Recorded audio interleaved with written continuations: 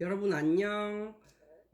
제가 제 구독자 중에, 그러니까 제 거를 구독을 하고 이렇게 멘트를 이렇게 날리고 이제 그러면 저는 꼭 그분 거를 가서 들여다 봅니다. 그래서 그분이 어떤 걸 하는 분인가를 들여다 보는데, 걔 중에는 학원 쪽 유튜버를 하시는 분들이 있어요. 그러면 구독도 해드리고 이제 그래요. 근데 뭐 100% 구독은 아니고, 이렇게 들여다 봤는데, 정말 나한테 좀, 유용한 그런 말을 하신다 싶으면, 저도 이제 구독을 하거든요. 근데 그 중에서 제가 잘 들여다보는, 그런, 그 학원 유튜버들도 있습니다. 그 중에는 뭐 비법을 말하고 뭐 이런 분야가 아니라, 그냥 이렇게 뭐 제가 막 비법을 막 그냥 막 들여다 뭐 그런 또 짬밥은 아니잖아요. 그러니까 그런 것보다는 그냥 학원 생활 하면서 이제 이렇게, 그러니까 우리끼리 말하는 것처럼 그렇게 이제 학원 생활 하면서 생긴 에피소드 이런저런 걸 정말 재밌게 말을 하는 그런 분들이 있어요. 최근에 저도 어떤 한 분 거를 자주 들여다 보는데, 그 분이 이제 오늘 어떤 내용을 올리셨냐면 이거예요.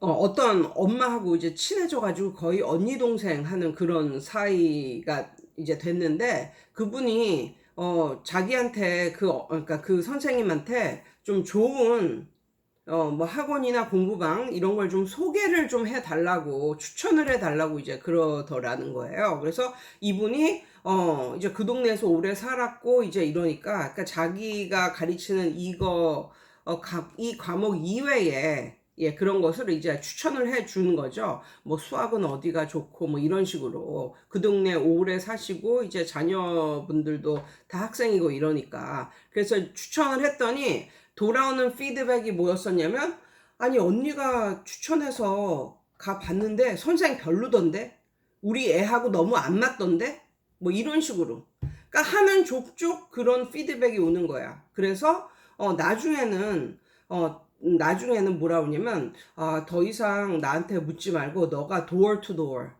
학원을 좀 방문을 해보고 너에게 맞는 그런 학원을 골라라. 학원과 선생을 골라라. 이렇게 이제 말을 했다는 그런 내용이었어요. 근데 그걸 이렇게 들여다보면서 제가 떠오른 그 생각이 있습니다. 어떤 게 떠올랐냐면, 이 선생님의 자녀는 굉장히 공부를 잘하는 애들이고, 그 학원 추천을, 의뢰한 그 사람의 자식들은 공부를 못하는 아이들인지도 모르겠다. 라는 생각이 들면서, 이것에 대해서 좀 더 오늘 말할 거리가 나도 생겼다. 그렇게 생각을 하고 이것에 대해서 오늘 좀 말을 해야겠다라는 생각이 들었습니다. 이게 엄마들이 모여서 학원에 대해서 말하고, 뭐 어느 학원이 좋아요, 뭐 학원 추천 좀 해주세요, 뭐 이런 말들을 많이 하잖아요. 그리고 보통 엄마들이 물어보는 사람은 어쨌거나 좀 아이가 좀 공부를 잘하고 뭐 이런 아이의 엄마한테 좀 더, 엄마들이 어느 학원 다녀요 뭐 이런 식으로, 아니면 뭐 교재는 뭐로 공부해요 뭐 이런 식으로 많이 물어본다는 거죠. 그런데 엄마들끼리 이렇게 모여서 학원을 소개하고 소개받고 이제 이런 게 굉장히 많은데, 저는 이것도 한계가 있다고 생각을 합니다. 예를 들어 볼게요. 어떤 공부를 좀 못하는 아이가 있어. 공부를 못하는 데는 이유가 있겠죠. 뭐 머리가 뭐 안 좋거나 뭐 그런 문제도 있겠고, 아니면 공부를 좀 하기 싫어하는 뭐 그런 문제도 있겠고, 여러 가지 뭐 복합적인 문제가 있을 거란 말이에요. 그런데 그 학원도 약간 공부 못하는 아이들에게 좀 맞춰진 학원, 아니면 보통의 아이들에게 맞춰진 학원, 아니면 공부를 좀 잘하는 아이들에게 맞춰진 학원이나 교수소 공부방, 이런 것들이 좀 그게 차별화가 되려고 해서 되는 게 아니라, 공부방 선생님의 성격, 뭐 스타일, 뭐 이런 거에 따라서 결국은 이게 캐릭터가 정해진다라고 저는 이제 생각을 하거든요. 그런데 한번 생각을 해 보자고요.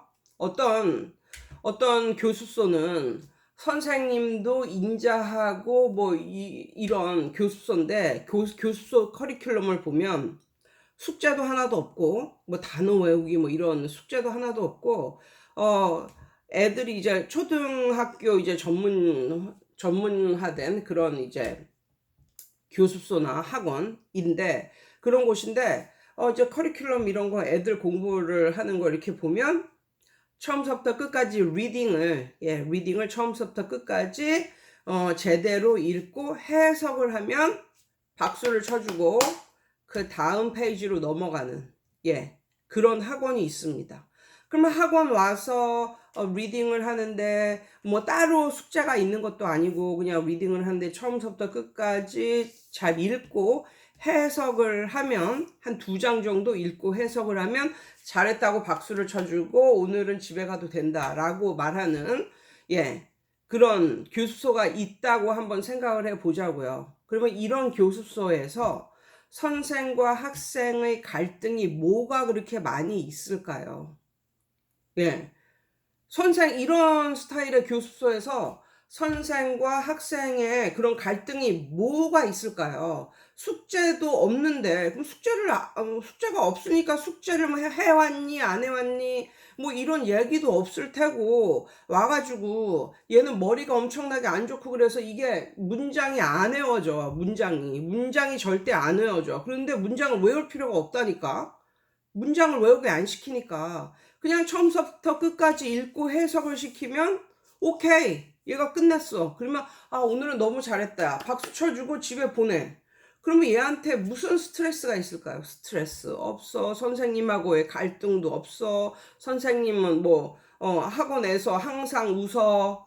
무슨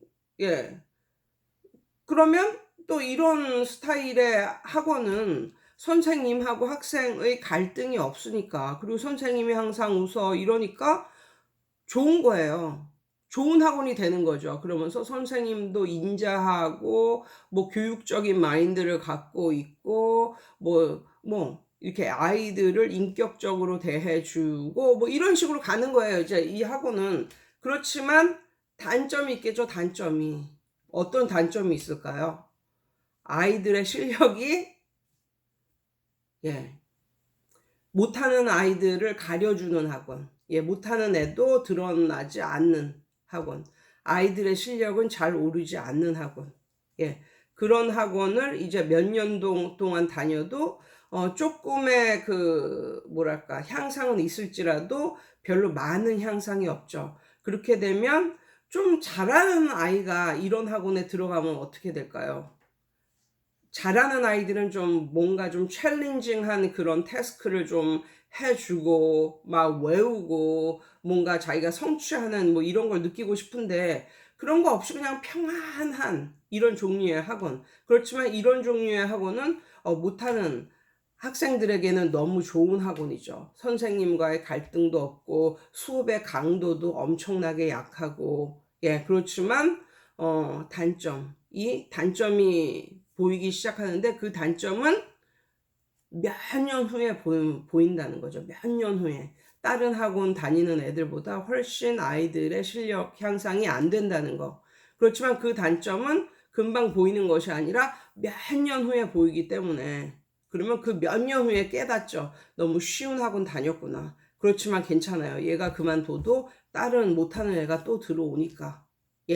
이런 종류의 학원. 근데 만약에 이런 종류의 학원을 잘하는 엄마가 이런 종류의 학원을 다니는 엄마에게 물어봤더니 이 엄마가 선생님 너무 좋아요. 선생님이 아이들을 인격적으로 대해주시고 너무 좋아요. 이렇게 해서 다닌다고 한번 생각을 해봅시다.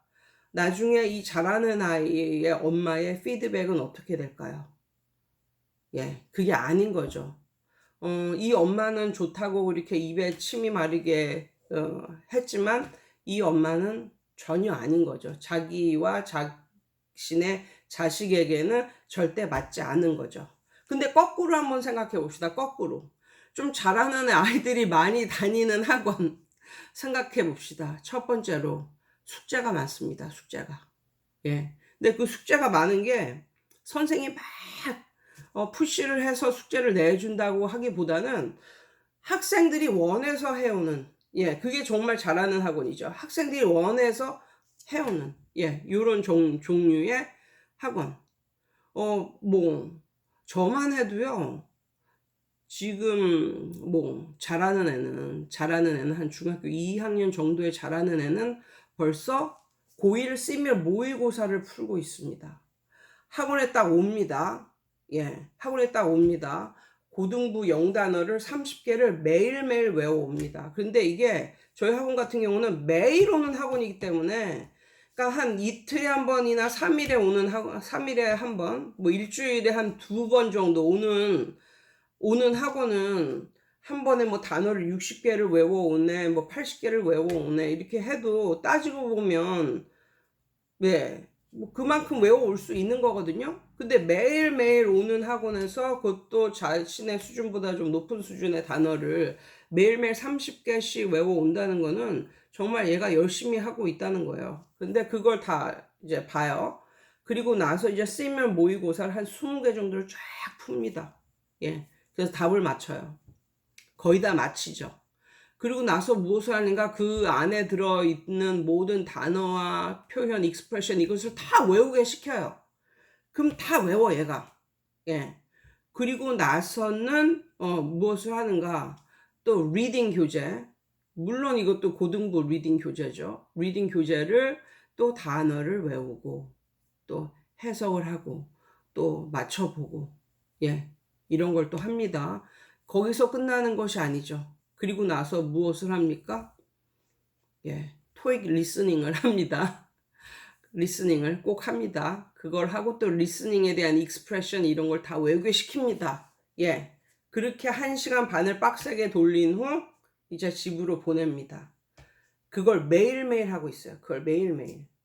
제가 생각했을 때 근데 제가 그 학생을 그렇게 돌리는 이유는 걔의 목표가 외고이기 때문에 그렇게 돌리는 거고, 걔 자체도 의욕적으로 그 일을 매일매일 잘 해내고 있어요. 그래서 이렇게 하고 있는데, 제가 봤을 때 요런 정도의 느낌이라면 중3 때 고3 시밀 모의고사 정도는 다 떼고 떼고 가고, 뭐 자이스토리, 어법, 어휘 그 정도는 다 떼고 올라가지 않을까. 그러면 걔가 뭐 어떤 종류의 뭐 고등학교를 들어간다 해도 거기에서 내신과 뭐 수능 모의고사 그것을 뭐 충분히 커버하는 데는 부족함은 전혀 없겠다라는 생각이 들고, 요런 느낌의 아이들이 지금 제가 가르치는 아이들 중에서는 한 대여섯 명 있네요. 대여섯 명. 예, 그리고 제가 가르치는 초등학교 학생들까지 포함하면 한 10명 정도 되는 것 같습니다. 예, 요런 느낌의 아이들은 그냥 지가 알아서 그냥 해오는 그런 스타일이고, 그리고 교습을 시킬 때도 요런 느낌의 아이들은요, 웬만하면 자기 혼자 스스로 다 해요. 자기 스스로 혼자 풀고 뭐 답 맞추고 이러는데, 단지 그래서 어떤 날은 그냥 혼자 다 하고 가는 애들도 있어. 혼자 다 하고 가는 애들인데, 요런 느낌의 아이들에게 제가 꼭 필요한 존재인 이유가 뭐냐면, 그들의 머리로 이해가 안 되는 게 있단 말이에요. 그들이 머리로 이해가 안 되는 게. 그리고 죽어도 해석이 이상하게 안 되는 게 있고, 아니면은 그들이 머리로는 도무지 이해가 안 되는 뭐 문법 문제가 있고, 뭐 이런 걸 마주했을 때 반드시 그들은 저에게 물어보죠. 그러면 저는 그것에 대해서 정확히 설명을 해주죠. 예. 그런 것이 하루에 어쩔 때는 뭐 5분도 될 수 있고, 뭐 10분, 이 정도가 될 수 있는데, 10분 이상으로 간 적은 한 번도 없어요. 그러니까 그들에게 저희 존재는 자기가 알아서 공부하는데 막힌 것을 뚫어주는, 예, 그래서 계속 전진하게 하는, 예, 그런 사람인 거죠. 그런데 만약에 거꾸로 잘하는 아이의 부모님에게 못하는 아이의 부모님이 이 잘하는 아이의 부모님에게 어느 학원이 좋아요? 뭐 이런 식으로 물어봐서 만약에 저희 학원에 왔다고 칩시다. 그러면 저는 그 아이를 어떻게 가르쳐야 할까요? 그 아이는 이런 스타일로는 죽어도 갈 수가 없죠. 예, 이런 스타일로는 죽어도 갈 수가 없죠. 그러면 어떤 스타일로 하냐?